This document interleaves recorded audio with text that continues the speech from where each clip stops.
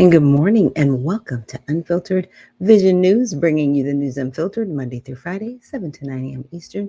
My name is Dr. Ashaki Noni Nichols, and I will be your host. Thank you so much for joining us here on Tell It All Tuesday. And with that, let's get into our Kids Corner.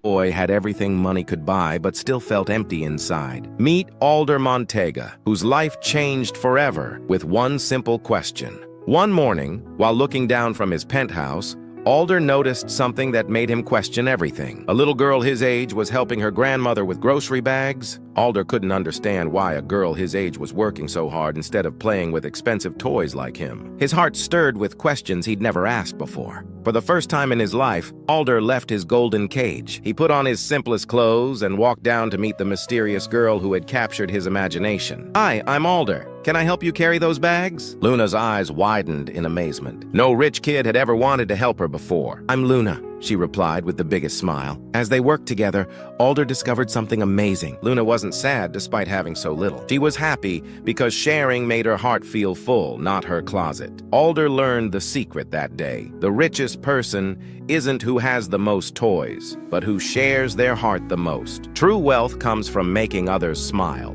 True wealth isn't measured by what you own, but by the joy you create when you share and help others. Sometimes the richest person in the room is the one giving the most away.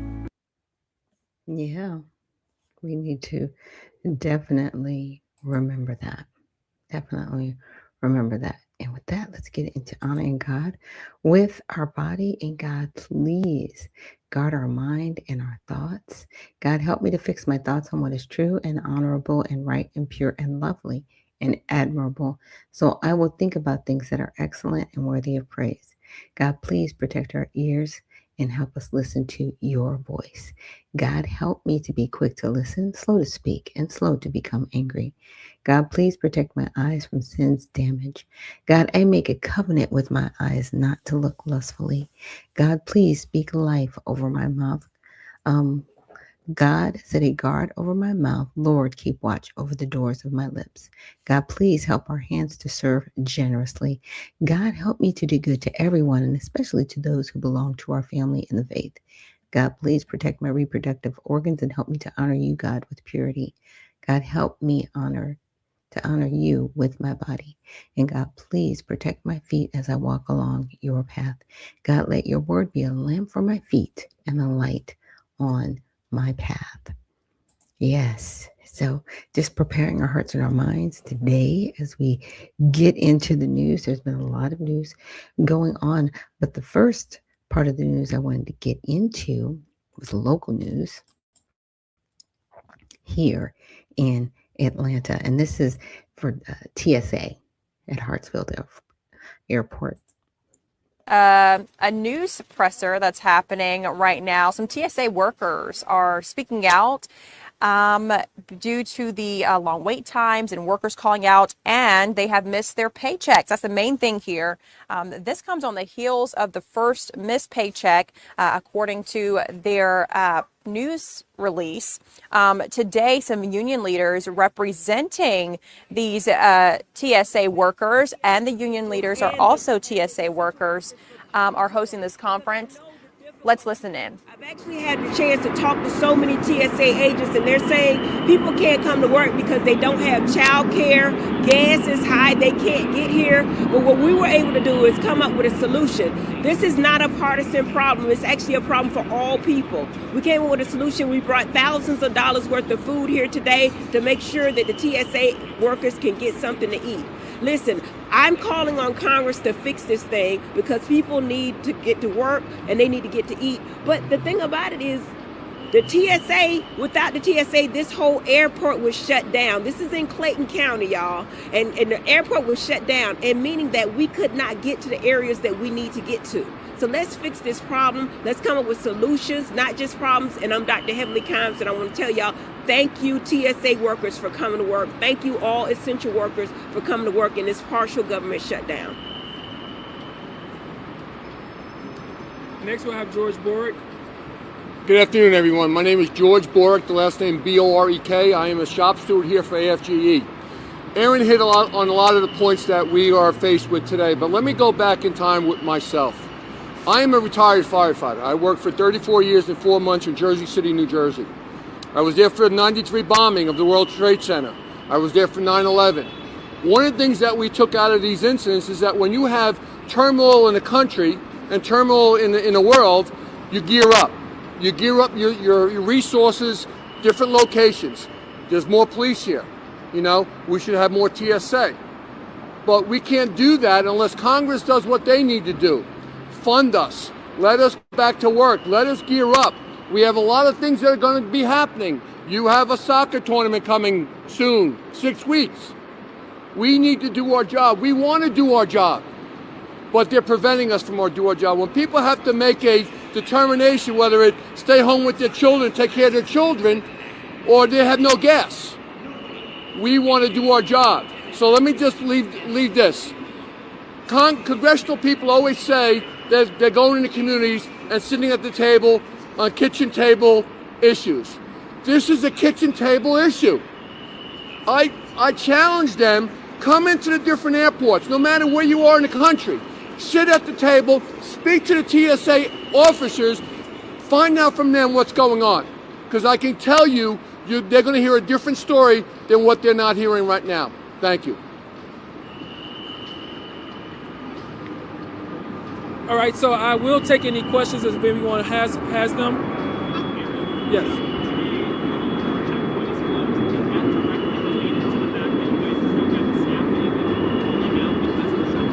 I would say that is the reason why that checkpoint is closed. Is it frustrating for TSA officers like you and everyone else that you guys have to close down the checkpoint, which results in travelers waiting 2.5 hours? So the moving around throughout the airport and closing the checkpoint, it doesn't really faze the officer because we have a mission that we have to complete.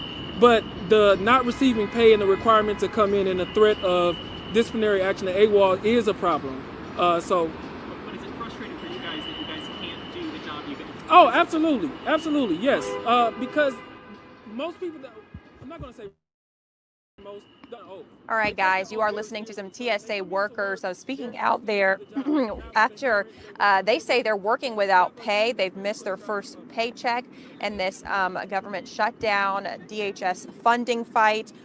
Just a little bit of background here. This press conference that TSA is holding is at Hartsfield-Jackson in Atlanta, and they're calling out the ongoing government shutdown that is once again forcing them to work without pay, to show up to work without pay. So I know that's frustrating for many people, no matter what industry you're in. They say that they've missed their first full paycheck during this current shutdown.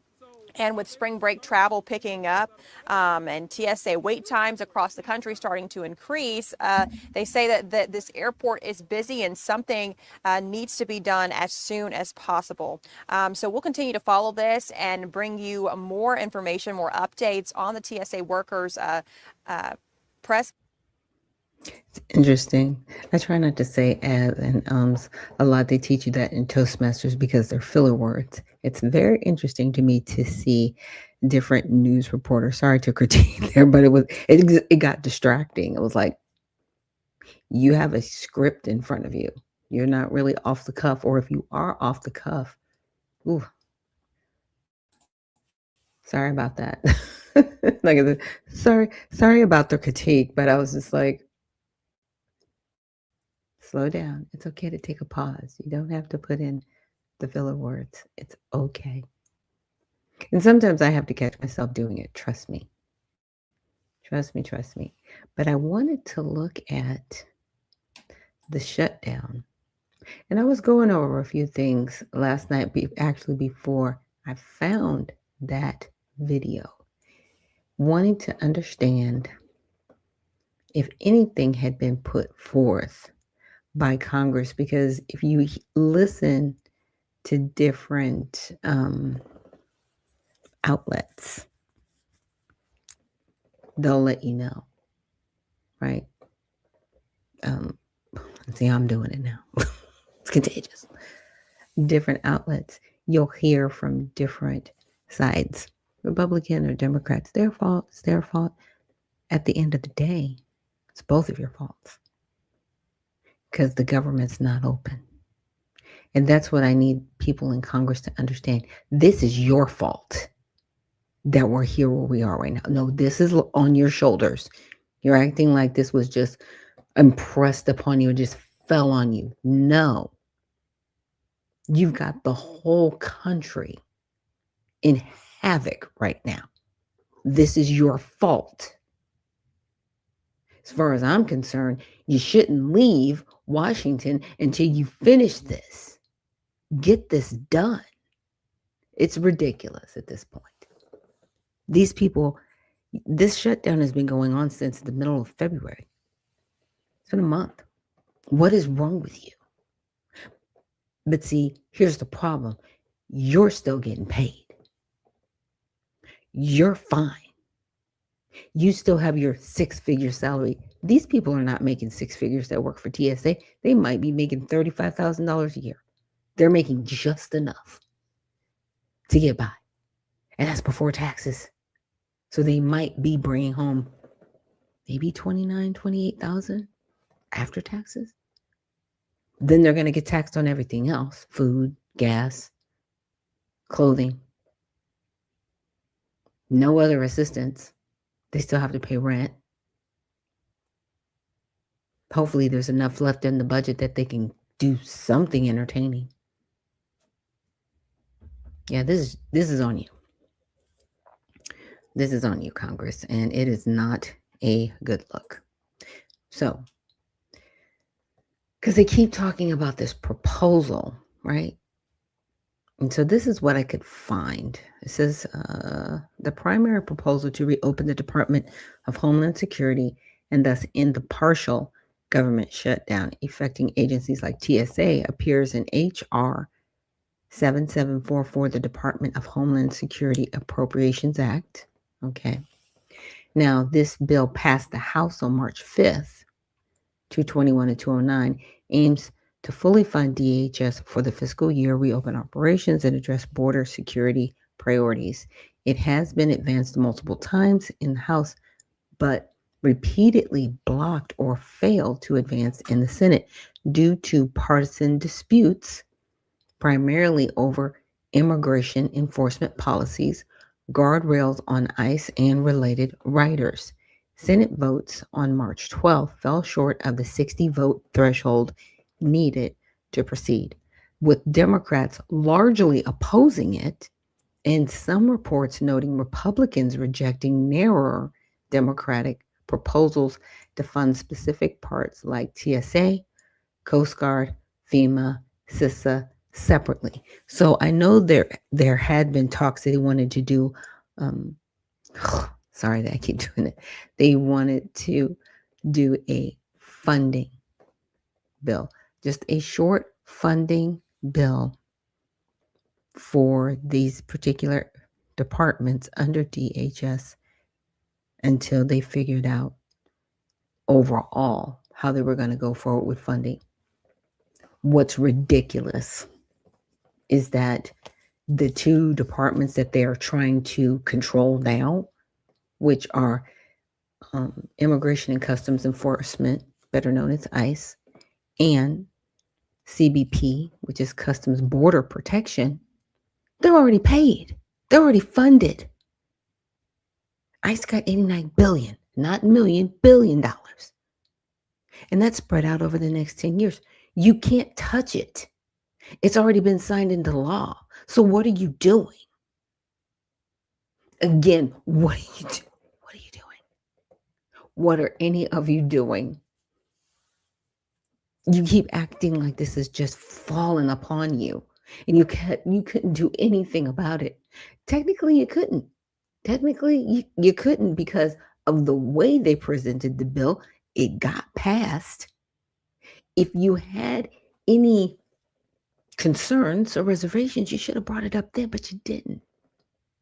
And now you're using the American public as some type of bargaining tool. Stop using us. How about this? How about you don't get paid at all, but everybody else does while we figure it out? I'm okay with that. Is anybody else okay with that? Because I'm okay with that. I'm okay with you never getting paid. Actually, I'm okay with you never ever getting paid. You shouldn't get paid to represent the American people. That's the issue. Because you're not representing us. You're representing yourselves and whoever is giving you even more money to be there. You already got a 6-figure salary. How are you people ending up millionaires? It's disgusting. Good morning, Spud. And he says, amen. And Ozzy says, thank God Harris lost. And thank God for ICE. Yeah, I'm grateful for ICE. I feel bad for those men and women because they're doing such a good job. Doing such a good job. People are mad about it. Now, is what they're doing perfect? No, not perfect. A lot of the things that happened in Minneapolis happened between ICE and Customs and Border Protection. And people have to remember, Customs and Border Protection, they're not like ICE. Like ICE they're nice. Like, they're not breaking windows. That's Customs and Border Protection. Okay. Customs and Border Protection, if they tell you to roll down your window, you better do it because they will break your glass. They will snatch you out your car. That's not ICE. They're two different. They got two different mindsets. Customs and Border Protection, they're used to dealing with cartels and crazy people. So when they get around civilians, like real civilians, and civilians were like, I don't have to listen to you. They're like, oh, really? You know what I mean? Like it's a different mindset. And people keep talking about ICE. The individuals that carried out some of that stuff that happened in Minneapolis, that was Customs and Border Protection. That was not ICE. Look at their uniforms. Look at their uniforms.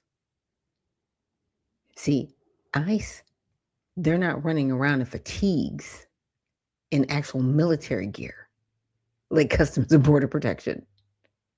Oh, was I the only person paying attention to that? I'm sorry. Maybe everybody else needs to keep up. But anyways, so the House Appropriation Committee, they did a press release about this. Now, the Democratic proposals in the Senate for partial and targeted reopenings, funding TSA independently to alleviate airport delays, but these have been rejected by Republicans, and a lack of single consolidated bill link in public reports. Now, border negotiations on White House proposals mentioned in outlets like Politico, but no specific alternative bill text is prominently linked. So the situation remains stalled as of mid-March, right? So I asked, can you summarize the parts of rejected by the Senate? Because this is what I'm trying to figure out. Okay, so here are the key parts that were rejected. Funding for ICE detention and enforcement operations. So the bill supports tens of thousands of detention bed, references to 50,000 in related discussions, removal of operations, and increased resources for immigration enforcement without new oversight or restrictions. Democrats seek, especially amid high-profile incidents, lack of stronger accountability for ICE and CBP, no provisions for body cameras on officers, mandatory de-escalation training, additional congressional reporting, or freezes limits on hiring that Democrats proposed via amendments, some blocked in the House. So these are the things that are getting blocked. Like I said, the bill was passed with ICE. Do what you need to do. But in my opinion, a lot of this is administrative, but they are trying to put it into the bill. And now you want to make it something that's administrative law. Like, did anybody read the SOP before we did this? Oh, that's right. You guys don't do that. We need smarter people in Congress. We do. So overall, clean full year funding approach. Republicans pushed for comprehensive DHS funding totaling around $92 billion for the fiscal year 2026, covering CBP, ICE, TSA, Coast Guard, FEMA, CISA, Secret Service, etc., without separating or conditioning ICE CBP portions. Democrats oppose this as enabling unchecked enforcement and offered alternatives to fund non-enforcement agencies, TSA for airport security, FEMA for disasters, Coast Guard, and cybersecurity separately while negotiating ICE reforms. Republicans rejected or blocked these targeted bills via objections to unanimous consent. Here's the deal. Stop trying to tell people how to do their jobs. Granted, I get it. You don't like the way they're carrying things out. You can make suggestions. It doesn't fall under your purview. They fall under the executive administration. They don't fall under you. So what are we doing? You don't own DHS. It's not yours. What is wrong with you people? Because the more I look at this back and forth, it's like, well, we just want to be able to tell DHS, you need to do this. No, that's not your job. That's not your job. That is not your job. You can make suggestions and you can say, well, we think you should do this, but you cannot force them. But here you go. You're holding everybody in the country hostage because you want to tell somebody else how to do their job. You can't even do your job. How are you going to tell somebody else how to do their job? This is a mess. So in essence, the Senate, via Democratic opposition, rejected the bill's immigration enforcement heavy provisions without added guardrails, viewing them as insufficiently reformed. Republicans framed the shutdown as Democrat instigated for demanding changes, while Democrats argued the bill ignores constitutional concerns and recent abuses. Look, there is nothing constitutional in there. First of all, a lot of these agencies aren't even constitutional. They're agencies that you put aside. You adopted these things after the Constitution. There's nothing in the Constitution about ICE. Nothing. Have we gone back and done like a whole thing with the Constitution that would take a convention of states? No. Stop that. People crack me up. It's unconstitutional. What are you talking about?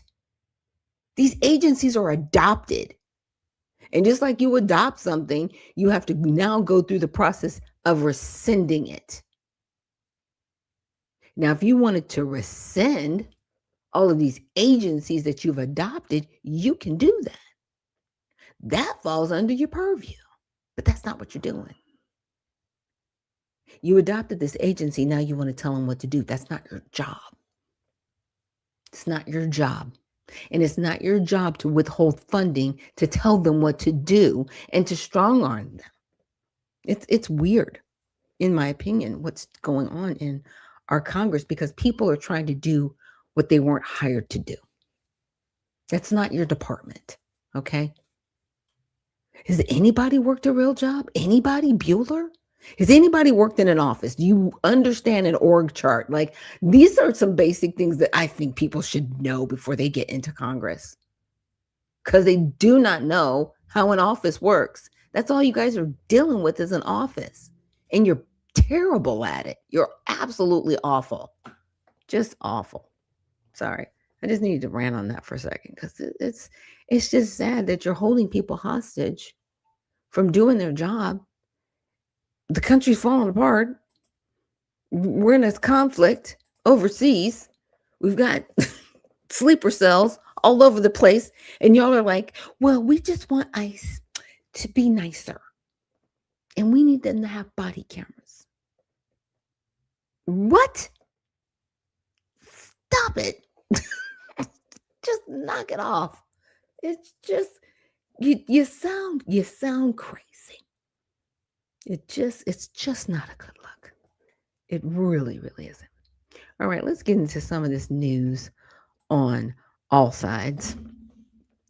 And it says here, the UK and some EU nations are hesitant to help the US unblock the Strait of Hormuz.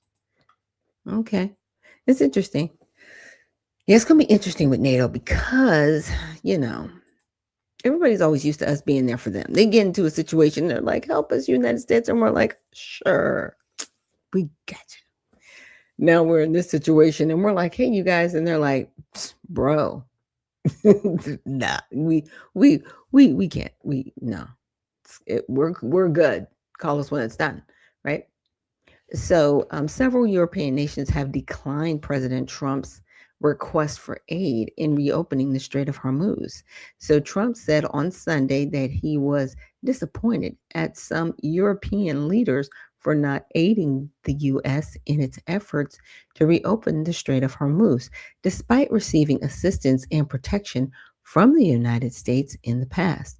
Trump said, for 40 years, we're protecting you, and you don't want to get involved. He also said in an interview that it will be very bad for the future of NATO if European leaders do not join U.S. efforts to reopen the strait, which is vital for carrying oil, gas, and fertilizer to the rest of the world. Now, countries avoiding the strait, the United Kingdom, Italy, and Germany, have all denied Trump's request to aid reopening the strait, with Britain's Prime Minister Keir Starmer saying it is not the North Atlantic Treaty Organization's responsibility to do so. France will not send warships, though French President Emmanuel Macron has spoken with the president of Iran about restoring access to the waterway diplomatically. Now, Boris Pistorius, Germany's defense minister, said, what does Donald Trump expect a handful or two handfuls of European frigates to do in the Strait of Hormuz that the powerful U.S. Navy cannot do? This is not our war. We have not started it. And again, stop calling it a war. Congress is not involved. This is a confrontation. This is a conflict. Stop it. Again, Congress has no involvement. Our U.S. Congress has no involvement. This is a conflict. Stop calling it a war. I know people want to go, but no, stop that. Because if you call it a war, then everybody's got to go to prison. I'm just saying. So get it together. Now, the story was more widely covered by the left than the right. The New York Times called the conflict with Iran's President Trump's assault on Iran and said that European leaders are resisting his bellicose demands for assistance. The Times called his comments about NATO an extension of Trump's bullying style of diplomacy. The Hill, which is center, highlighted the German defense minister's comments specifically, also noting hesitation from Germany's foreign minister and other German spokespeople. New York Post, that leans right, emphasized Trump's criticism of countries that have not gotten involved, but included quotes from their leaders explaining their choices. Yeah. So this is a hot potato that nobody wants to get involved with. And you would think, okay, well, why didn't he talk to anybody before? Well, you really can't talk to people about like, hey, I just, I'm going to go to Iran. I'm going to do all this stuff and all these things are going to happen. And you know what I mean? Like you kind of don't do that. And they really haven't talked to members of our Congress because unfortunately we have leaks everywhere in Washington. So you can't say anything to anybody if you really want to catch people off guard. But now that we're here, what's the pathway out? Because he only has 60 days. The last 30 days are the exit plan. So, yeah, he's got less than 40. I think he's got roughly like a little less than 40 days left to get this situated, right? And like I said, the last 30 days of the 90 days, it's got to come out. And if anything is projecting to go beyond the 90 days, that's when Congress is going to have to come in and declare war And we're going to be stuck here if there's no exit plan. So for everybody out there that's like, yeah, we want him to lose. When you have that kind of hatred towards one person, you're forgetting about the rest of us. He's a representative. Right? So we're all on this Titanic together. Okay?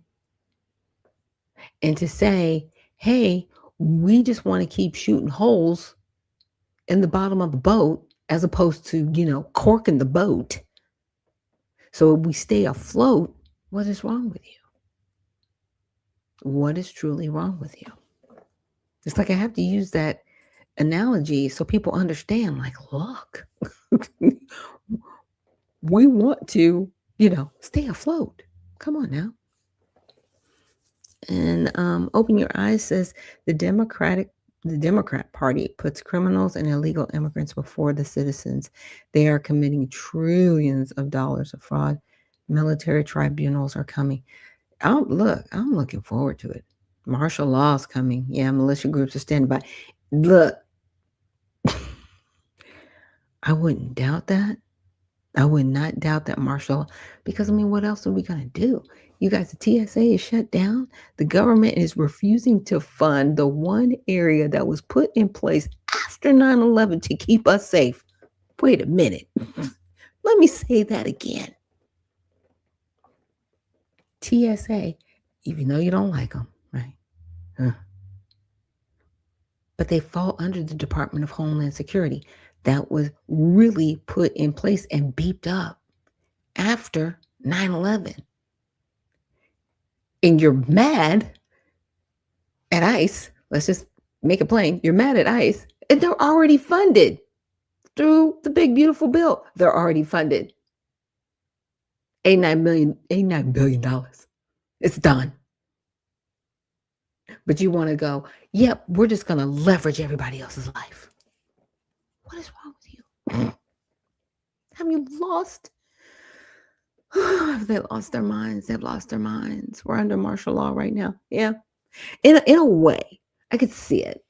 It's just, it hasn't clamped down in the way we would think in our heads. Does that make sense? Like when I think about martial law, I think about, okay, you can't go out of the house. You can't travel, right?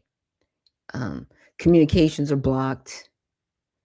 And because war is they prevent your ability to move, communicate, and protect yourself. The one thing they haven't gone after yet, and I'll put that at the big YET, is our guns. So they haven't gotten that crazy. But in a sense, follow me here, by hamstringing workers like TSA, right, which is a defense mechanism, right? It's an administrative mechanism of defense. So now people all over the world know, okay, that defense mechanism is down. If we were to hit airports, there's going to be more people in those buildings trying to travel that can't get through. So it's weird, but I can see it. I can see where you're saying that we are under martial law, because that's the one last area. Protection, being able to protect ourselves, because they've already, messed with transportation and communication. They've already messed with those two. It's just the protecting ourselves is the last one. And Cajun Lady says Virginia is going after the Second Amendment right now. They are. Yeah, they're there. And a lot of other states too. We just haven't called them all out on it. And they've been doing that for a long time. They've been doing that for a long, long time. And it's very, very sad that they're doing it. So in some more of the news, it said, why did the U.S. target Iran's Kharg Island? Let's see. Kharg Island struck by U.S. is key hub for Iran oil ports. Well, So on Friday, U.S. forces struck over 90 Iranian targets on Kharg Island, including mine storage facilities, missile storage bunkers, and military sites, while preserving the oil infrastructure, according to CENTCOM. And Ozzy says we already have sleeper cells in the country already. We do. We do have sleeper cells here. So again, the martial law concept is here. And Owen Knight says Democrats are the worst. And Thune is sorry. It's bad. Open Your Eyes says Democratic Party coming voter fraud nationwide. Yeah. And I've got some stuff on that as well too. So after I get to this article, we're going to get into some more of the news. We got to get to our topics on X. But it says, for context, according to Reuters, Iran has exported 1.7 million barrels of crude oil per day in 2026, with 1.55 million barrels being shipped out of Kharg Island. It reported China is the primary importer of this oil. And on Friday, CNN reported Tehran was considering allowing some oil tankers through the Strait of Hormuz if the oil was traded in Chinese yuan. Yeah, because our dollars are fiat. Look, our poor little dollar is just hanging by a thread. It's so sad. Strategic importance of Kharg Island. Several outlets mentioned that Kharg Island acts as Iran's main transshipment point for roughly 90% of its oil exports. Newsmax, that's on the right, noted a potential U.S. military operation could be beneficial as Iran maintains control of the Strait of Hormuz. However, CNN noted President Trump has been reluctant to call on ground troops so far. Fox Business, that leans right. Analysts noted Kharg Island is a choke point and kill switch for Iran that Trump is using to push for negotiations. One analyst claimed, if you knock out Kharg Island, you knock out Iran, as it's a primary economic resource. Though they also noted oil prices would be impacted, right? So the Washington Beacon on the right emphasized the impact that hampering Kharg Island would have on both Iran and China's economy, saying it would deprive China of the cash it needs to stay afloat. So exacerbating the oil crisis. Axios on the left wrote, compromising Iran's oil infrastructure would hurt the broader global energy market, as any direct hit to the island would shut down most of its exports. It noted a U.S. official saying this would constitute a total economic knockout of the regime that would also cause retaliatory Iran strikes against oil facilities and pipelines against Gulf countries. Another CNN article mentioned China would likely see the biggest impact, as it could take Iran months to rebuild its oil infrastructure. It quoted a former U.S. brig general who said the U.S. was holding the island hostage to ensure Iran allows ships through the strait. So there's a lot of moving parts going on. But right now, oil is king, right? How they are using it. And it goes back to fueling our cars and, heating our homes. When I look at a lot of this stuff that's going on, it's very systematic, right?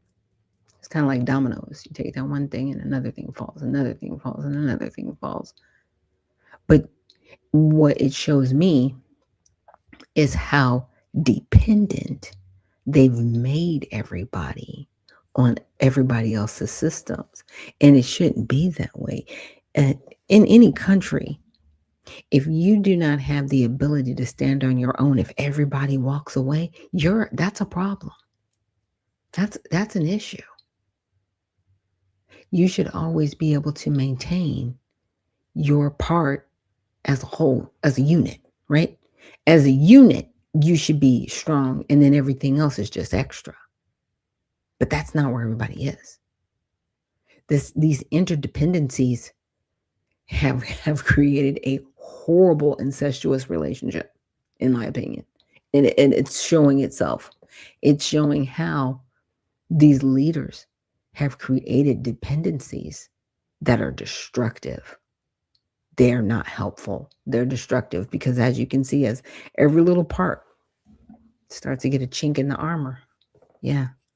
It's very, very, very sad, very crazy. Letting you know that people have not been making the best decisions. They just haven't. And so with that, let's get to our trending topics on X. So right now, Joy Reid, she has compared the U.S. women's treatment to Iran's. Let's just read. So Reid highlighted U.S. abortion restrictions in 14 states. So we can't kill our babies. What? She's weird. Claims of DEI blocking women in STEM. Okay. What are you talking about?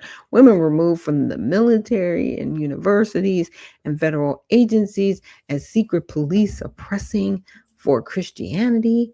What? Critics, including Iranian activist Sana Brahma, fired back. That's the lady with the pretty big hair and the flower in her hair. Citing brutal cases like nurses tortured and gang rape by Iranian forces for aiding protesters, one needing a hysterectomy and both using colostomy bags. They contrasted Iran's mandatory hijab enforced by deadly morality police, where women face execution for protesting, with U.S. realities like women leading Fortune 500 companies and serving on the Supreme Court. Reid has not responded publicly as of March 17th because she was like, oh my gosh, I can't believe that these things are happening. And they're like things happening in Iran. And they were like, no, they're not. Stop that. You women in America are not going through anything like what we're going through in Iran. And they're right, because we're not. But we could get there if we keep running down the slippery slope we're on. I'm just saying. We need to protect our freedoms. And if we have people here on the soil that do not agree with those freedoms, they got to go. They got to go. Double D's, y'all. Denaturalization and deportations. Let's go. I need somebody to make a t-shirt. I don't trust myself. So there used to be a time when I would sit down and explain to Joy Reid why comparing the situation of women in America, women in Iran, and even implying women have it better in Iran is an insult to Iranian women and a bull-faced lie. Wow. Is this a situation where Joy just needs to stay relevant? Maybe she's just trying to stay relevant. I think. What do you guys think? You think she's just trying to stay relevant? I think she's just trying to be on topic, even if it kind of like destroys your whole, what do you call it, reputation. I'll just say these things so people will keep me on their lips. You're never going to be back on TV. Figure it out independently on YouTube. MSNBC is not calling. MS Now is not calling Fox. No one's calling you, Joy. Stop. Figure it out. Okay. Next topic. Houston tax firm's dance video draws mixed views on refunds and advances. So posted on March 16th by David Santana Carla, the video from Boss Up Taxes promotes filing taxes for quick refunds, boosted by credits like the child tax credit and earned income tax credit, which can total over $10,000 for low-income single mom with 3 kids.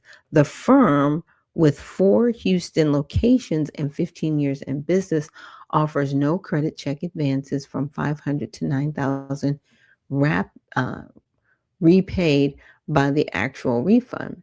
Similar to big chains, but sometimes with higher fees, critics compare to payday loans, right? Reactions range from laughs at the flashy style to debates over credits acting like welfare funded by net taxpayers, though no evidence shows the firm breaking rules. So let's see what's going on. Oh my goodness, y'all wild. There's a lot of wildness going on right here. Okay, here we go, you guys. Come and file your taxes. Come and file your taxes. You know you want that cash advance.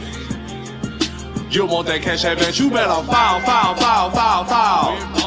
Hey. File. Hey. Come to Boss Store, we gonna hook you up. We gonna make sure you get that max refund. You got a couple kids and you a single baby mom. Don't worry about it, little girl, that's my job. Come and file your taxes. Come and file your taxes. Come and file your taxes. You know you want that cash advance. You want that cash advance. You better file. Okay, I apologize to the men watching that. Sorry, I'm just reporting the news here. Hopefully they won't get caught up in any, scandals, because some of the tax refund places, it happens, and it's just one of those situations. They skim too much off the top, the percentages they took. It's stuff like that. People can file their taxes with Free Tax USA. I've been doing that for my own taxes for years, and it's actually connected to the IRS. You get your refunds back fairly quickly, and it's not bad. Just saying. All right, our next top story is a soldier's fiery TikTok rally support amid U.S.-Iran air war. So the 16-second video from late 2025 resurfaced with Hegseth's share, earning over 74,000 likes and praise from supporters who call the soldier a hero, standing up to America haters, especially after Jimmy Kimmel called the U.S. a ridiculous country on the Oscars red carpet. It coincides with day 16 of the U.S. operations supporting Israel, including Pentagon briefings on airstrikes, tanker attacks in the Strait of Hormuz, and unconfirmed reports of over 200 injured troops. Critics dismiss it as a corny propaganda from a junior enlisted soldier, while others see it as tone deaf amid war costs and domestic divides. So let's check this video out. I think I remember this video. Oops, make sure it's Hey, I don't know who need to hear this. You know what I'm saying? I see a lot of people be talking shit about America. Hey, if you don't like America, go to another country, bitch. I love this country. I protect this bitch. Okay. And that mic drop. What? If you don't like it here, leave. But it's very amazing how people will be like, I don't like it. Why are you still here? Well, I don't have to leave. Okay, so you're saying you don't have to leave, but you hate it at the same time. Like, I need you to pick a lane. That's all I'm saying. Pick a lane. You need to figure it out, because we're not the crazy people at this point. It's you. It's not me. It's really not me at this point. It's definitely you. Okay, so now we are going to get into our bookmark segment that I'm coining today. And we're going to get into some more of these videos. Now, remember, this is Tell It All Tuesday. So we're just going through things, and I'm trying to tell the most information as I can. Now, this is Miss Jackson, and she is from Chicago. She is part of Chicago Flips Red. So if you know Zoe or Danielle Carter, this is also another individual that knows both of them. And this is Mr. George right here with this colorful hat on. You don't hang no signs about black people hating on immigrants, because black people ain't got no reason to hate on no immigrants. Oh no, but the immigrants got. We everything y'all are in some. Let me tell you something. You get them signs down. Anytime that's Harlan and Lawson and Silverstein and what's that other? And it's up here, and they talk about how they did a hate crime bill because swastikas was in Ziploc bags in their community. They hung this in our community. We want it off the polls. We want that to be the beginning of a hate crime.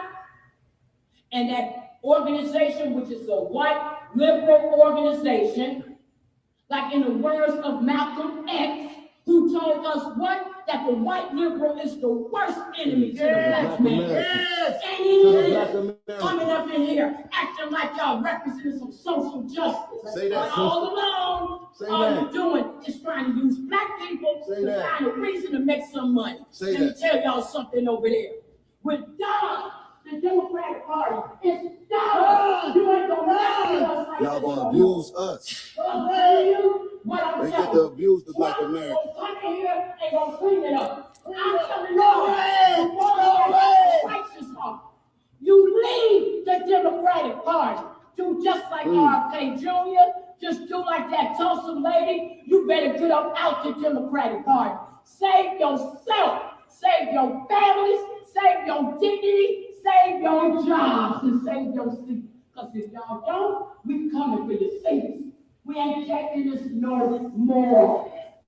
We ain't taking no disrespect from a bunch of people who have broke into the country and now have completely broke the city, have completely broke the country, have completely disgraced the United States of America. America is a disgrace. And for us, oh my God, for the solution, you give us a fake, black, cackling hand of a candidate with a vice president that's talking about he want to put tampons in the boys' bathroom. The number one function of a president is to be the commander-in-chief. You tell me anything about a Kamala Harris that look like she can protect this country after y'all have sat up here and they get it overridden with a bunch of illegal immigrants. Y'all have sat up here and put America's hands in all kinds of wars. And you telling me a tampon man that ran from duty don't even know what his rule was. Kamala Harris, who don't know what race she is, gonna protect this country?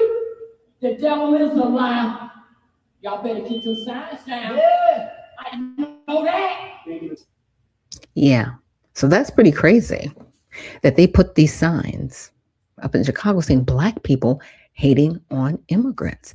Nonsense and worse from people who should know better. What?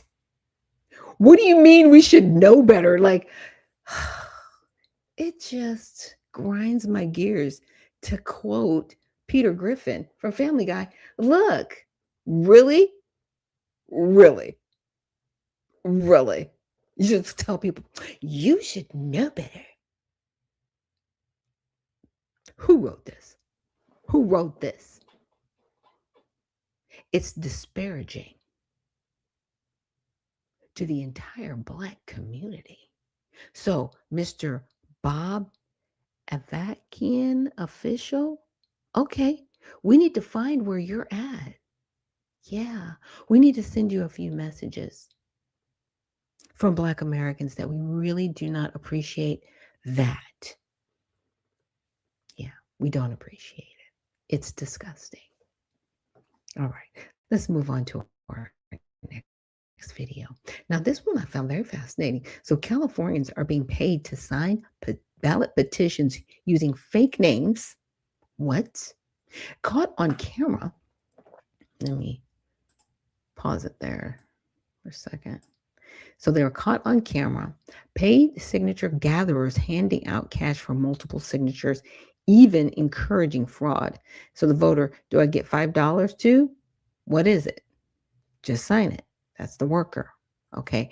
So now the workers, they do get paid, right, to be out there. The petition workers, they can get paid, but they cannot pay other people to sign the petition. That makes it completely illegal. And they can't tell them to write down other people's names. And that also happens in the video. So let's check this out. Investigating possible ballot fraud caught on camera after a viral video appears to show people in San Francisco being paid cash to sign campaign petitions with fake names. Senior national correspondent William Longinus is reporting out of LA on that for us. Hi, William. Hey, Sandra, what I'm about to show you is one reason people don't trust the election system. Long line, mostly homeless, getting $5 to sign election petitions. Not only is that illegal, they're also being asked to commit fraud by impersonating other voters hundreds of miles away. Hey, what's the line for? For sign a petition. Shut up, don't say nothing more. I get $25 to sign a petition. They give you $25? $5. $5. Okay. So the guy who shot this says hundreds signed these petitions. No one reportedly asked for an ID, nor were they told what they were signing. I get $5 too? Yeah. And what is it? Just sign it. Just sign it? Yeah. You ready now? First name is going to be Carol. Last name.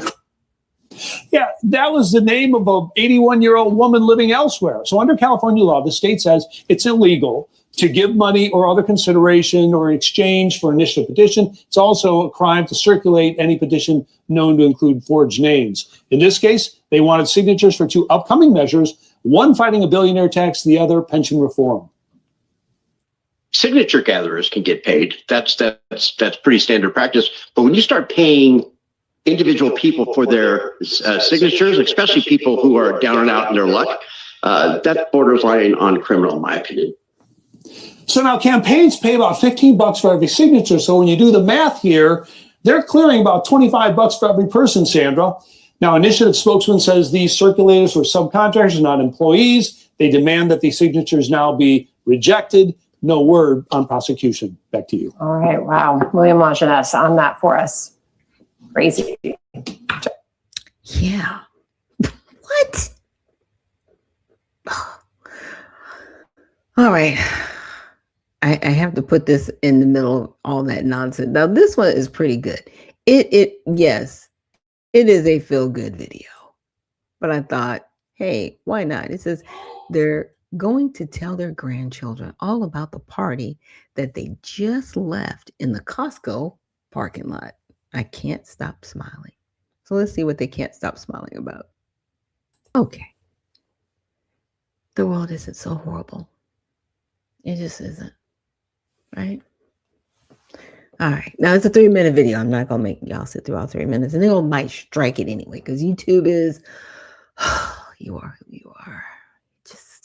You don't want to be happy. Leave it there. All right. Now, this one was kind of shocking. I was like, what? Okay. Yeah, that's duct tape on an airplane. So passengers on a Spirit Airlines catches the company duct taping their plane together. Just give me my money back. I believe this is actually speed tape, a temporary fix for aircrafters for non-critical fixes. Okay, that's a lot of the non-critical fix. Okay. What is going on? Why so much? Oh my goodness. It's on the wing, y'all. That's on the wing. That's just not appropriate. I'm sorry. Anybody else in for Spirit? Everybody else is going to pay the extra $100 so to not have duct tape on your plane. Just saying. My goodness. My goodness. My goodness. All right. So, not to terrorize you guys, but I got to report. I got to report what's out there.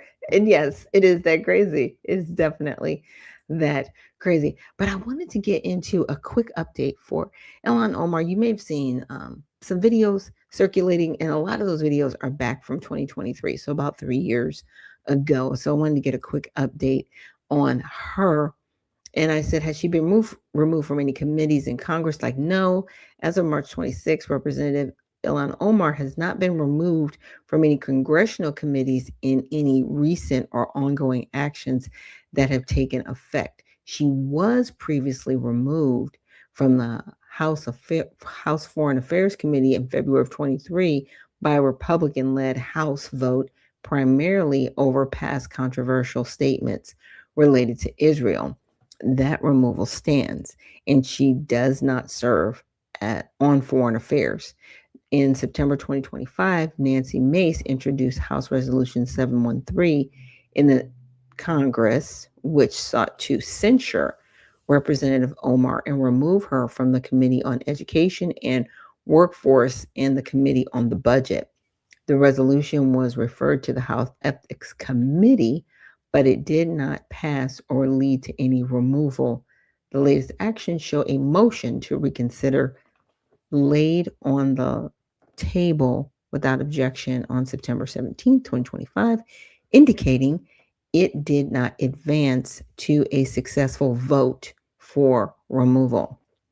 So current official sources, as of early 2026, Representative Omar's active committee assignments, she's on the House Committee of Education and Workforce, where she serves as a ranking member on the Workforce Protections Subcommittee and a member of Health, Employment, Labor, and Pensions, the House Committee on Budget. Her official congressional website and listings on sites like congress.gov and govtrack.us reflect these roles without any indication of recent removals. I said, also, has this representative done anything specific for Somalia in her capacity? Because I know that's been people's issue with her, right? Not so much that she's from Somalia. It's how she will, in one breath, say how she says very disparaging things about the United States. Let's just say that. She's very disparaging when it comes to the United States. It's, white supremacy is a problem here, and our country needs to do better. But why don't you go back to Somalia if it's not so wonderful here? And I think that's everybody's question, right? Why are you here? And why are you serving in Congress if you are not about putting the United States first? Okay. Now, yes, Representative Ilhan Omar has taken several specific actions related to Somalia in her congressional capacity, primarily focused on U.S. policy towards Somalia, protection of Somali immigrants in the U.S., and opposition to certain military or foreign engagements. Yeah, so that's happening with her. So she's got opposition to U.S. military presence in actions in Somalia in 2020. During the 116th Congress, she introduced an amendment to the National Defense Authorization Act to prohibit the Department of Defense from establishing a new U.S. military base in Somalia. She didn't want U.S. presence. Why wouldn't you want U.S. presence there, ma'am? Why? You're a U.S. Congresswoman. Huh. But you wanted to prohibit the DOD from being in Somalia. Interesting. Now, this reflected her broader stance against expansive U.S. military operations abroad, arguing they are costly and counterproductive in diplomacy. No, they would be a watchdog. And they would probably report some things back that you don't want told. But should we be there? No, we don't have to be there. I think we should be near the region. We're not there. But it's just like I said, I find it interesting. Inquiries into U.S. military strikes in 2020 when she led a congressional letter to President Biden seeking details on a U.S. airstrike in Somalia, pressing for transparency on the administration's Somalia strategy and civilian impact, advocacy for Somali immigrants, and TPS protections. So she's trying to protect people coming over here from Somalia. You are not about America. You are about your people. And in my opinion, you don't need to be in office. But here's the deal. Yes, there's a block of Somalians there. If y'all don't vote this woman out of office, that's your fault, Minnesota, for keeping that thing in our country. And I say that thing because her ideology has made her a thing. She's not a citizen here. She's naturalized. But she does not care about America. She doesn't. She cares about Somalia. And that's okay. Then you need to go back to Somalia. Period. I don't care. You need to go back home. You're protecting TPS here. Temporary means 18 months, not years, not decades. And they shouldn't be here in the first place. I'm so glad that President Trump barred Somalia from being here. It's great. So in late 2025, amid threats from the Trump administration to end TPS for Somalis, she led members of Congress in sending letters demanding explanations from DHS Secretary Kristi Noem. She denounced attacks on all Somali communities, highlighted their contributions, neighbors, co-workers, business owners, and committed to fighting for status adjustments to prevent deportations. So she's trying to prevent people from being deported. I just want everybody to know that. She has also spoken out against perceived racial profiling in ICE operations targeting Somali Minnesotans. Guess what, ma'am? Somali isn't a race. You're an ethnicity. There is no racial profiling because you're not a race. Figure it out. You're definitely not Black. Don't even come over here. Don't. Okay. Broader African engagement. As a founder of the U.S. African Policy Working Group, a bipartisan congressional coalition. Interesting. She works on thoughtful U.S. engagement with Africa, including Somalia, indirectly with diplomacy, aid, and human rights focus. Aid. So they're getting money. Maybe that was shut down through USAID. Maybe that's why she was up on the podium hot, and upset. We'll see. We'll see. But I wanted to give you an update on that. Now back to govtrack.us. Now, if you recall, I want to say maybe about a week or two ago, Nancy Mace, Miss Mace, she came out and she was just like, yeah, we need to put a vote to the floor to just make transparent all the harassment cases and everything going on in office. And they voted, 357 of them voted to not do that. They voted to not bring it to the floor for a vote. They sent it to committee. Yeah, so we know y'all are all trash, but it's okay because we actually have a website called govtrack.us/misconduct. So we can see all the misconduct that you're still a part of. And guess whose name was at the top of the list for a violation, ethics violation? Nancy Mace. She is accused of seeking reimbursements that exceeded her reimbursable expenses for $9,485.46. Now, I read this to you guys when I found it, and that was from January. But I wanted to look at the sexual abuse and harassment. So we can filter and look at all of these things and see the people involved. Now, Representative Ernest Tony Gonzalez, this is the person that Nancy Mace was talking about. Apparently, he was involved in sexual misconduct, and the person that he was involved with, she actually set herself on fire and later passed away. Right? And this was after the affair. So that was one. Now there's Corey Mills, representative in Florida. The House Committee on Ethics opened a new investigation on Mills after the House voted 310 to 303 to refer the resolution of censure to the House Ethics Committee over a range of allegations, some of which already being investigated. New allegations include a dispute over Mills' claims of holding a Bronze Star for his military service. In January 2026, the committee established an investigative committee with members Garbino and Subramaniam, Yakum, and Presley. But here's the problem with these committees. They are investigating themselves. This is not outside stuff that's happening to them. So yeah, they're being brought up for investigation. There's another one for Corey Mills. Assaulted a woman in his home. What's going on with you, bro? What's going on?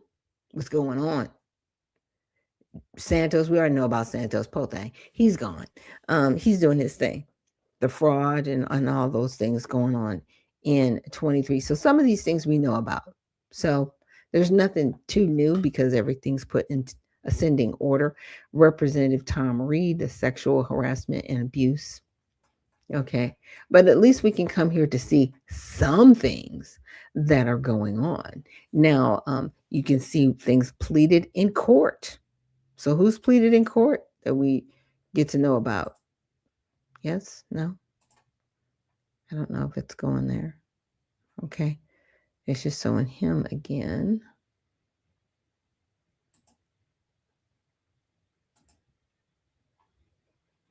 I'm not sure what that's affecting. I'm like, are you pointing something new out or not? Things that have been unresolved. Okay, so it does go into that, and I can.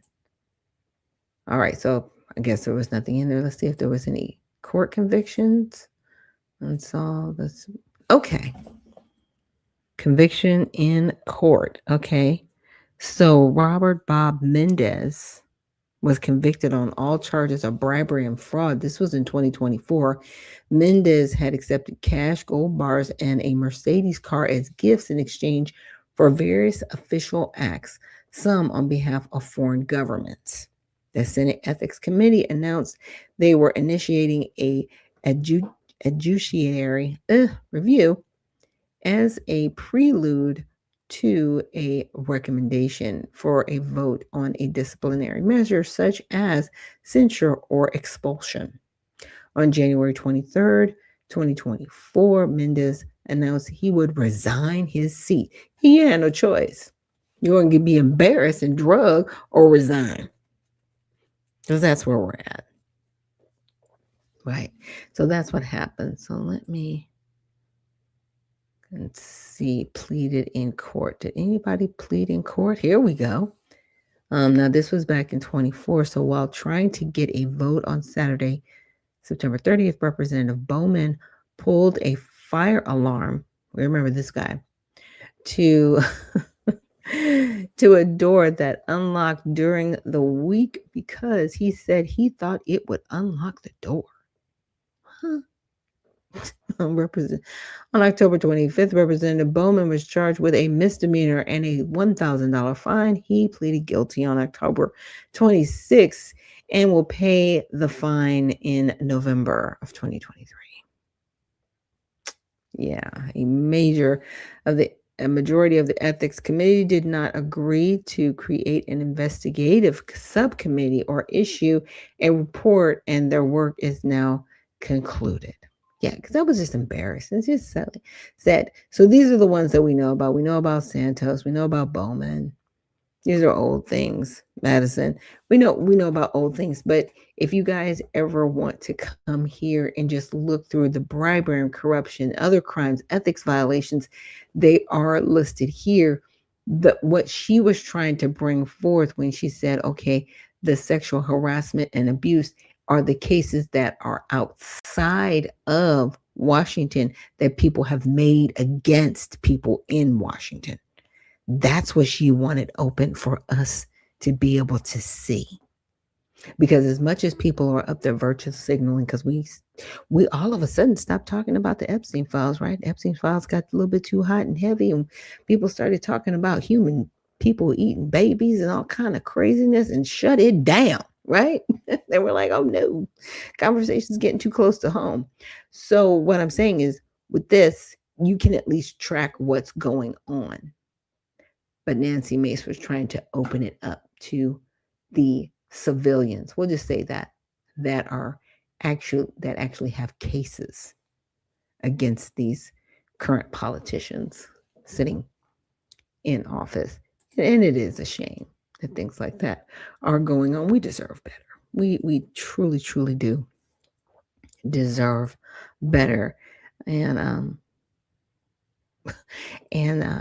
Ozzy says, and Bowman was never held accountable. He wasn't. Not on anything. And that's the bad part. Oh, my live is breaking up. Sorry about. Oh, I hope my live isn't breaking up, but let me know if everything is better now, you guys. But with that, let's take a quick break, and I will see you on the other side.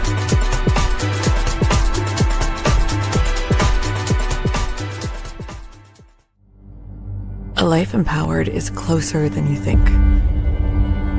We're all looking for a better way. Reimagine what's next with a new sense of exuberance. Why not power on like you mean it? Or power off blissfully? A better sleep is a better awake. You've never moved like this before.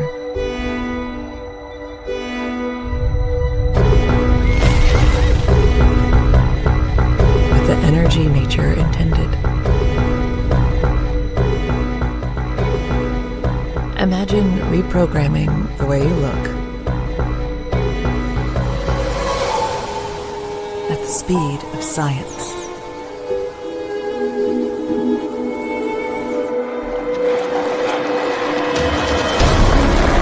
At longevity. At exhilaration. It's next level rejuvenation. Taking your well-being from the inside out and outside in. The light within is ready to ignite. Be the light. LifeWave.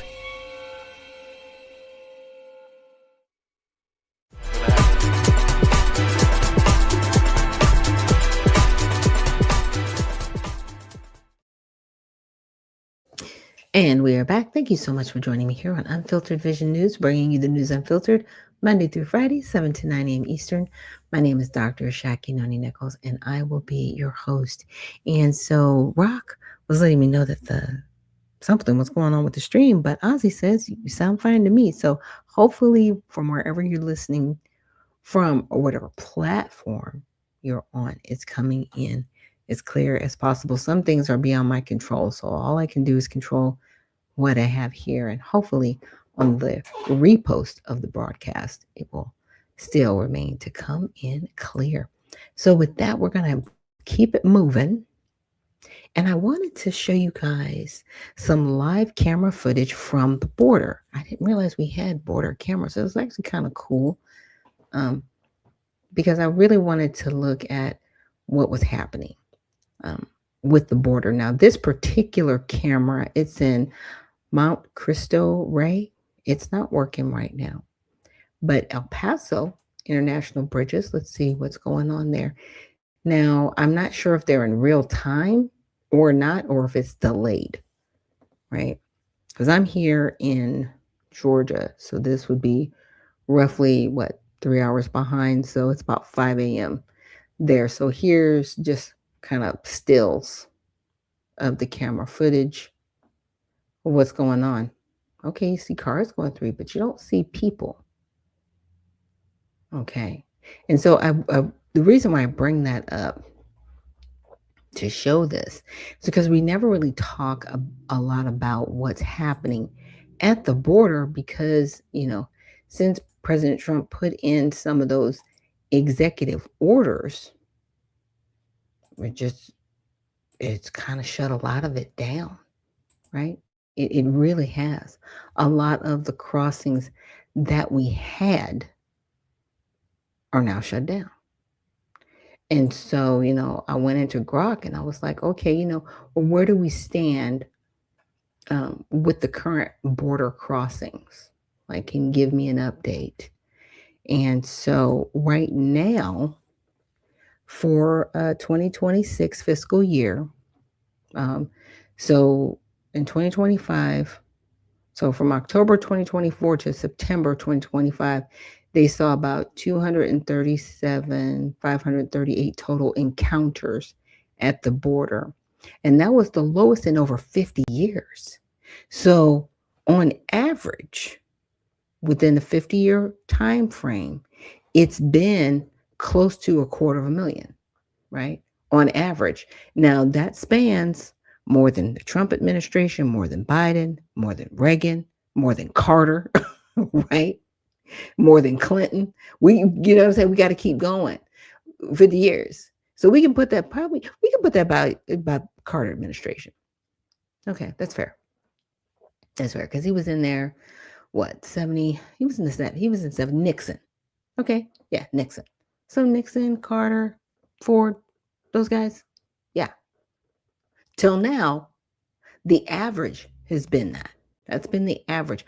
But that's been the lowest since 1970. Okay. And that's per analysis per the Pew Research Center and CBP data. That's border protection, right? So more recent monthly data shows even steeper drops with encounters in the low thousands or lower in some months, far below prior high of over 2 million annually in peak years like 22 and 23. So we were over 2 million in 22 and 23. From 24 to 25, it was the lowest it had been in 50 years. Those are drastic numbers, okay? I can see, like, maybe if this was 500,000, maybe if this said 500,000, I'd be like, oh, okay. No, that's drastic. Okay, so reports from CBP and DHS highlight consecutive months of historic lows with no releases into the U.S. in some periods, and overall apprehensions down dramatically, 96% reduction cited in some updates compared to previous administrations, right? The sharp reduction is attributed to stricter enforcement, policy changes, and related measures since early 2025. And I misspelled the Darien Gap or Strait, and it says the Darien Gap, often misspelled Darien Strait. It's a roadless jungle region between Colombia and Panama, one of the most dangerous migration routes to reach Central America en route to the U.S. Crossings through this perilous area have plummeted to nearly zero between 25 and 26. Now in 2023, they saw record highs. Over 520,000 people were crossing in 2023. Okay. In 2024, it dropped to 302,000. By 2025, numbers collapsed. For example, only a few thousand total for the year in some reports, with monthly figures in May of June 2025 at just 10 to 13. That's 10 to 13 people. So it's less than 20 people. Okay. And that's a 99.98% drop from the prior peaks of 80,000 in a single month. So from 80,000 in a single month to 10 to 13 people. Okay. Now in early 2025, they saw 2,831 crossings, 98% decrease year over year. And as of 2026, low volume has continued, with migrants often turning back before or during the route due to deterrence, enforcement, cooperation, right, with Panama, and policy signals. So now these other countries that border the United States are saying you can't come through here. This is not a legal port of entry. Bye. And they're turning around and they're going back.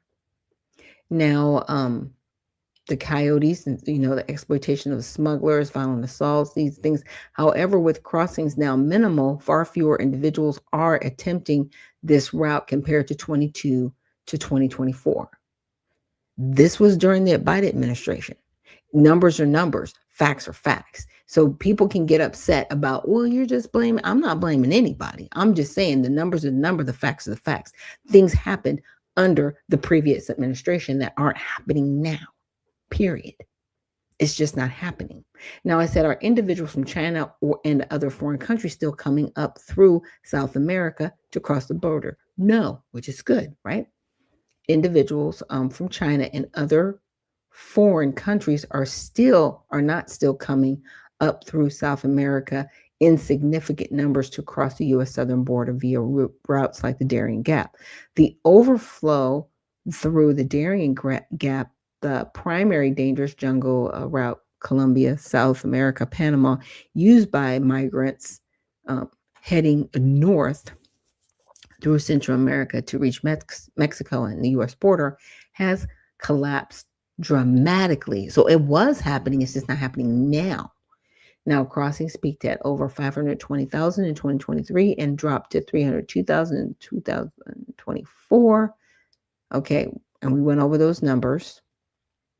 Okay, the sharp decline applies across nationalities, including Chinese migrants, who were a notable group in 23 and 24, around 5% of crossings in 24, with thousands using the route amid economic, political disillusionment in China.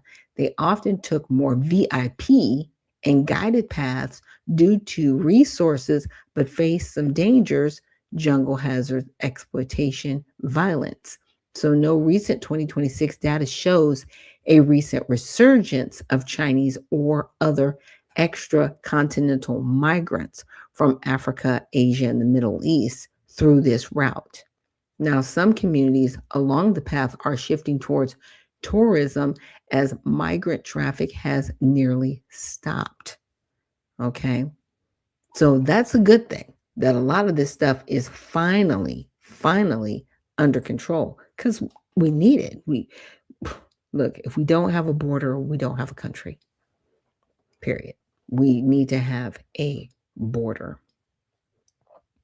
Now, the other one I wanted to show you guys was, of course, the worst of the worst. Let's see, this is an update from DHS. These are some more people that have been apprehended. This person from Mexico, third-degree rape, unlawful imprisonment, second-degree assault with a deadly weapon.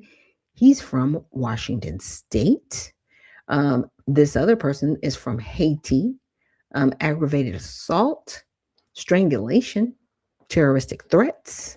He's from Pennsylvania. So as you can, oh, wait, you guys can't see anything. I'm just looking at this by myself. So sorry. Now, this is the worst of the worst, DHS. And this was the first person from Mexico that I read. This person from Haiti. This person's from El Salvador. They committed manslaughter from Omaha, Nebraska. What? See, this is the problem. Like, why are you in Omaha, Nebraska? Yeah, that's a problem. But this is due to people being flooded in here. We don't have 1 million CBP and ICE officers. We got about maybe 5,000, maybe 10. I think it's less than 10,000. We got less than 10,000 officers to deal with, let's just say, over 500,000. Huh? Yeah. But they're committing crimes like this, and they keep saying that immigrants commit less crimes. Really? Are you sure? Are you sure? Maybe because we're not counting the crimes that they commit. If we're not counting the crimes that they commit, then yeah, it does look like they're committing less crime because they're just being turned back out in the population. I'm grateful that DHS has done the job that they've done, and they need to keep doing it. I'm not going to have concierge service for people that are here illegally. Now, they keep wanting to talk about people like this. Yes, definitely we need to go after people like this. Statutory rape, right? Possession of child pornography, first degree criminal sexual penetration of a child under 13 years old. Definitely we need these people off the soil. But you know who else we need? The people that are here illegally. You cross the border illegally. You're here illegally. The primary word is illegal. You need to leave. I need people like that to just be off the soil, off of our resources, get out of the country. Now, see, they're a lot nicer than me, because I'm like, if you get caught here illegally, and I don't care how long you've been here, you will never be allowed to re-enter the country again, ever. Visa, nothing. You don't ever get to come back to this country, ever again. And if your family wants to fight for you to stay, they can leave right with you. We would denaturalize everybody and start over.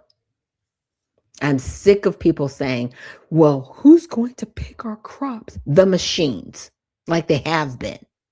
Stop it. Now, do you need humans to work the machines? You sure do. And you better train them to pick the machines. Not everything is handpicked, everybody. Sorry. I'm tired of the excuses.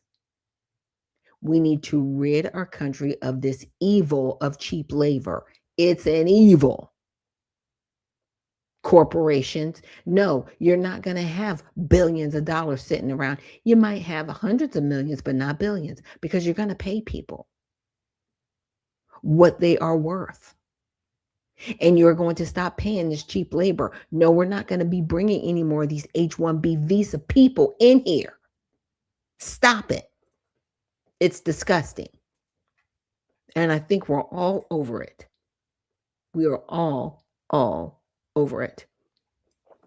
Now, there were a couple of videos I wanted to play, but I wanted to get to this one by, I guess it was, what's his name? Lindsey Graham. Let's check this one out real quick. Just one point of clarification. Is it your position that a nonviolent illegal immigrant shouldn't be deported?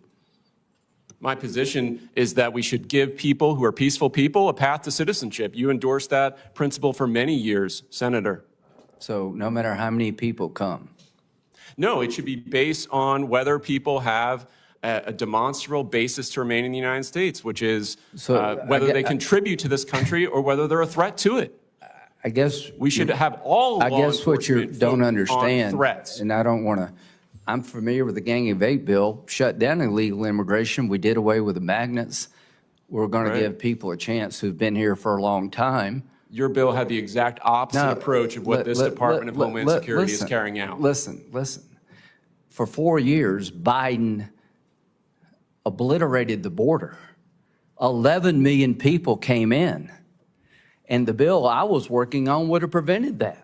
He took everything we were trying to do to stop illegal immigration, be fair to the ones here, and blew a hole in it. And now we got 11 million more, and you want to give them amnesty. They'll never stop. Senator Grassley.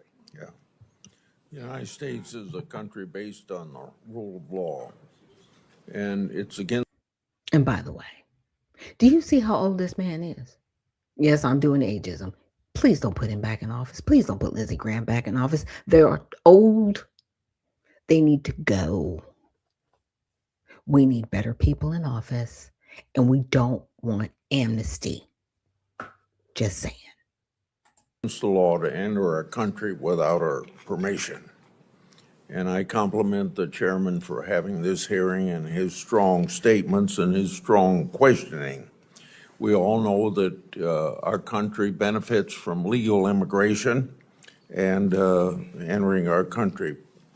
This is a budget committee, and my questions will basically be based upon budget impact and cost to our government. Mr. Wolf, there are some legal limitations that prevent states from completely excluding illegal immigrants from access to some of their government programs.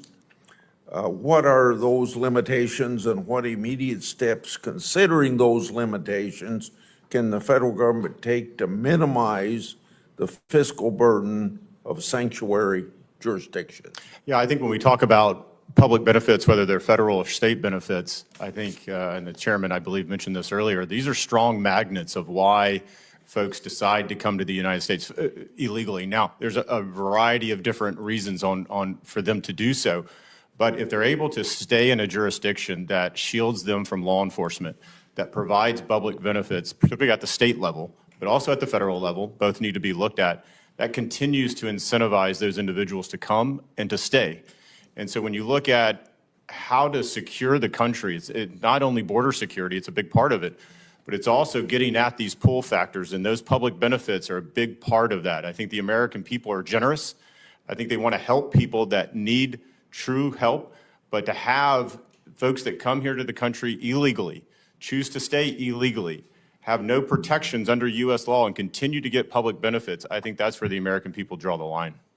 Ms. Vaughn, sanctuary jurisdictions frame their policy as squarely a matter of local policy, but we know these policies have both broader public safety and fiscal effects on areas beyond their border.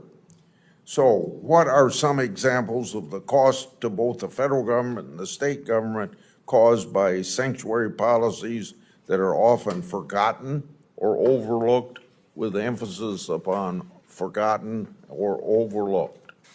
Well, I think too many of the victims of these policies have been forgotten. I named a few of them, but these families are still suffering silently. Another forgotten cost is the cost of providing benefits, taxpayer-funded social services to illegal alien households.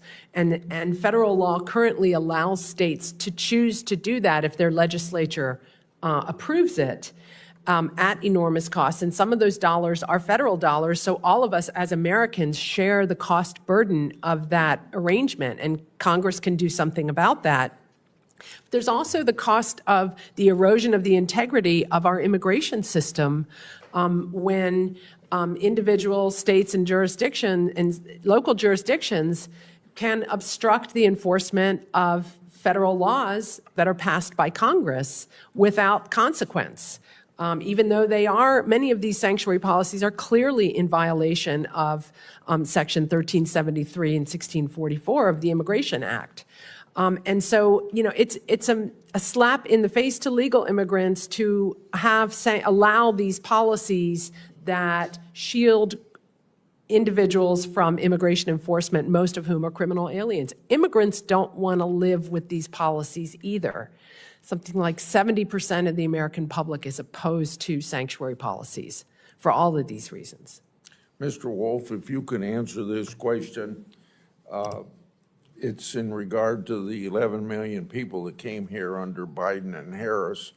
Over that period of time, did illegal immigrants seek out sanctuary jurisdictions for safe harbor? And is there any evidence to back up your statement?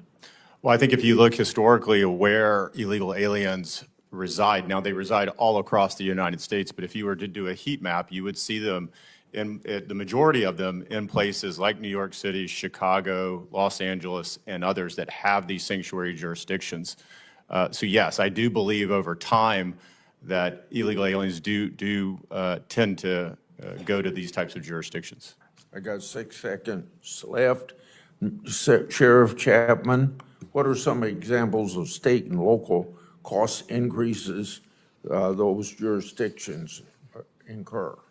Well, I look at the funding that goes to our state and local, the folks that surround us, and folks that do not support, the immigration policies here, and the funding that they get. And I think if that was curtailed, maybe they might look at this a lot more seriously. But it is a cost to us. It's a cost to putting people out there. You're talking about more homicides. What you're talking about, we've had our share locally here, and certainly as the chairman brought up, and we've had them in Loudoun County, and it's a human factor that is really important here. We want to keep our people safe and keep them alive.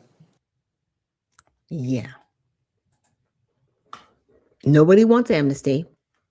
They put in a bill in 1996 a federal law that stated you cannot, whether you come here legally or illegally, get any federal benefits. Housing, medical, food.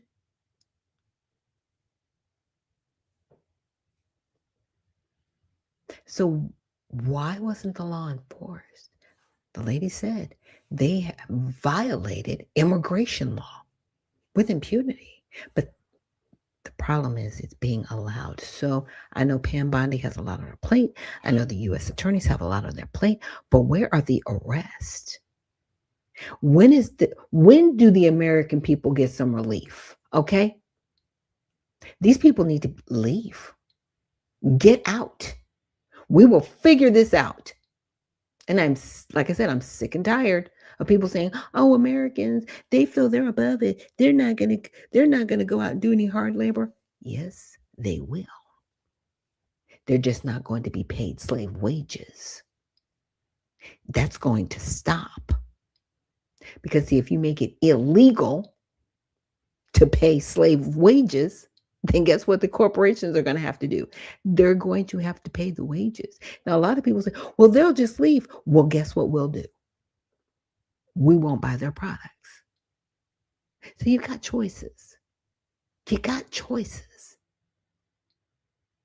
How about giving some of that land back to the American people? Take it away from these corporations and we'll grow our own food. And we won't put things like, glyphosate in it. And we'll have a healthier people. How about that? How about we just start making some changes to our country? Because I'm telling you, the people that say they represent us, they've left the building, so to speak. They really, really have. Now I wanted to play you guys this other video with James Tallarico. It's very interesting. Wonderful people.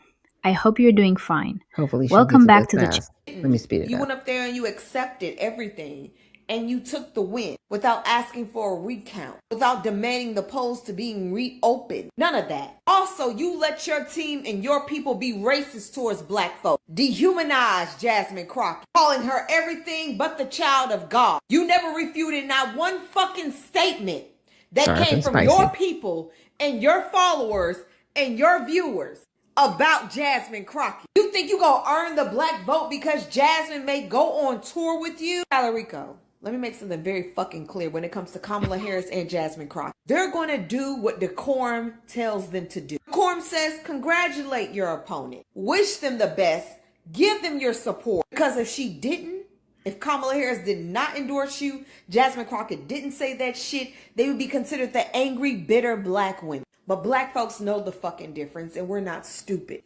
Your time to earn our fucking vote was way before the goddamn election. You didn't give a shit about us then. Why the fuck should you care now? Oh, I know, because we're trying to fight fascism. Like black people haven't been dealing with fascism our whole fucking lives. It's fascism to y'all. It's racism to us. Good luck trying to get that vote. Jasmine Crockett got the same treatment Kamala Harris and Stacey Abrams got. Last night, Dallas County was not able to finish their voting or their counting due to Republicans who are white men cutting that shit off. And yes, James Tallarico won, and I'm not congratulating his ass. A mediocre... Sorry. The judge gave 2 extra hours specifically to Democrats over Republicans. Stop that. Stop that. I got to fast forward. Like, stop that. Sure you feel welcomed in, represented by, and proud of this campaign. Together, we're going to do something extraordinary. And it's a black woman running. When you look up James Tallarico on the Track APAC website, according to them, he has gotten $23,250 from the nebulous bundlers. I want to point out that last week when I made this post on Jasmine Crockett and I checked up James Tallarico on the Track APAC website, he wasn't there. And when I say he wasn't there, I don't mean like, oh, he wasn't there because he didn't take any money. No.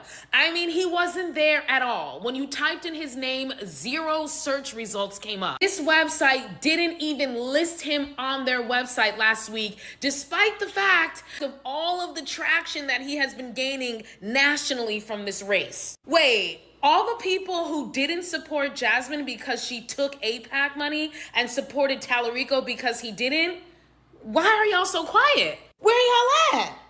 Where's all the think pieces about Tallarico taking money from APAC? If this website... I had to play just a little points and pieces of it, because see, now Tallarico has to get the black vote, where they were like, hey, Jasmine Crockett, you need to get the Hispanic vote. So he got the Hispanic vote. But now, is he going to get the black vote? And I'm sorry, Caucasian people, we just totally left you out of the conversation. We're hoping for the best for you in Texas. Sorry. I'm just saying. I mean, I'm not trying to be rude. I'm just saying. I'm just saying. And now there's another video that I wanted to play for you guys. This is Pastor David Lowry. I do appear on his show called Let the Truth Be Told Network, and he had a few things to share. We got interviewed on the David Zier Show on Real America Voices. Welcome, everybody. You're watching Breaking Point on Real America's Voice News. It's been a whirlwind since the Iran conflict started 2 weeks ago. I've been in all of their lives around, going on a mission. There's a lot of people in the black community that were upset with Obama at the Jesse Jackson Memorial also, and even Kwame Kilpatrick, right, from the former mayor of Detroit, seeing the light, right? Yes, he has. Let me say this about Jesse Jackson to the American people and patriots across this country. Jesse made it possible for a lot of black politicians to get into office, but at the same time, he made it possible for those black politicians to learn how to steal money and never really represent the black community. So I've known him since I was 9 years old, but Obama, Joe Biden, and Kamala Harris explicitly started to talk about President Trump, to downplay him, and Jesse Jackson Jr. came out before the funeral and let them know that this was not a political event, that anybody from any party that knew Jesse Jackson should come. And the fact of the matter is, I hated how they tried to paint President Trump as a racist. Because, when Jesse Jackson ran for president in 1988, it was Donald Trump who gave Jesse Jackson huge donations, allowed him to use his hotels across the country.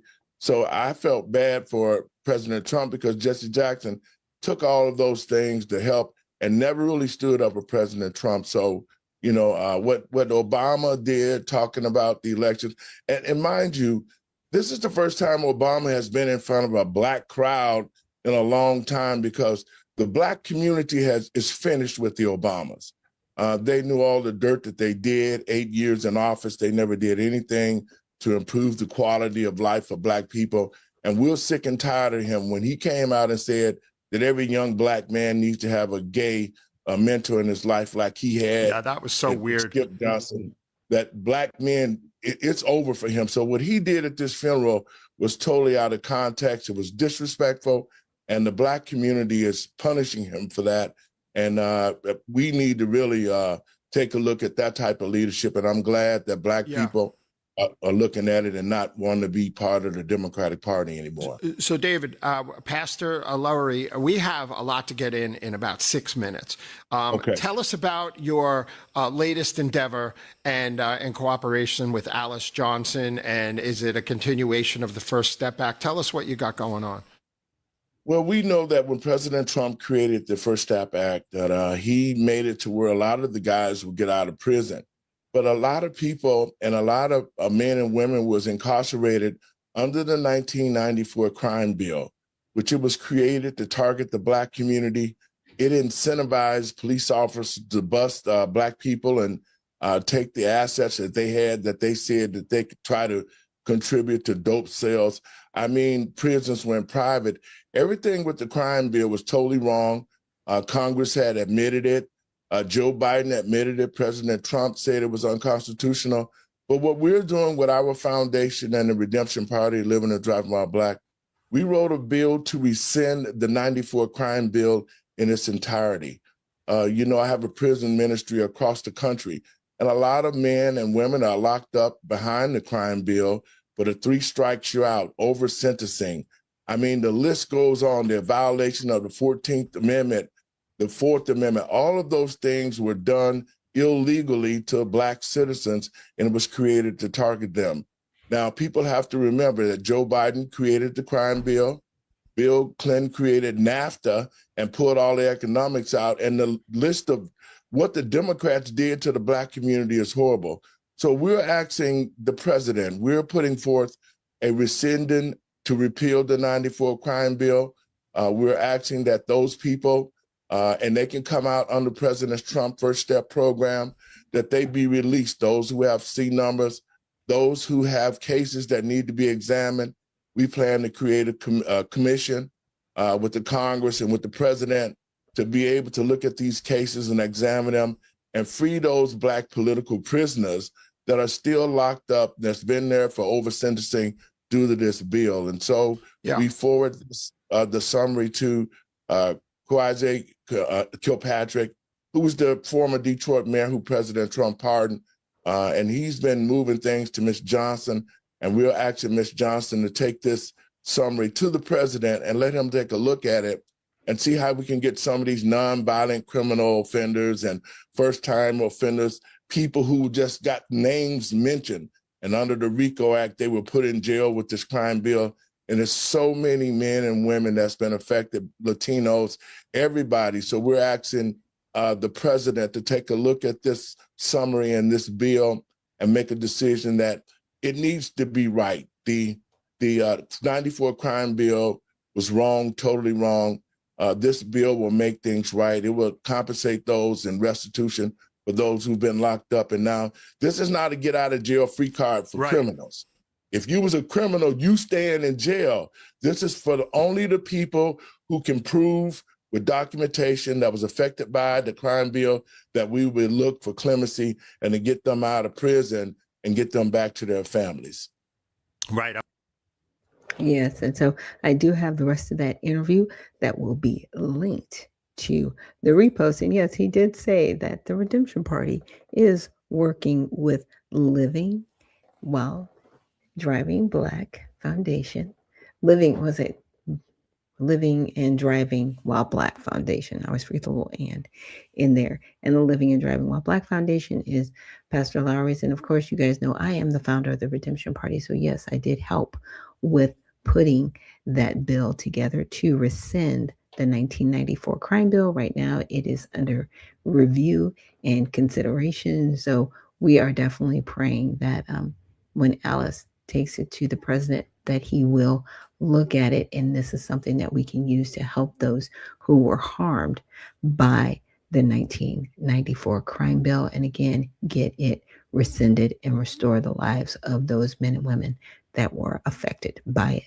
So thank you so much for joining me here on Unfiltered Vision News. And make sure you check out the USA Redemption Party at usaredemptionparty.com. We are looking for candidates to be servants of the people, not politicians.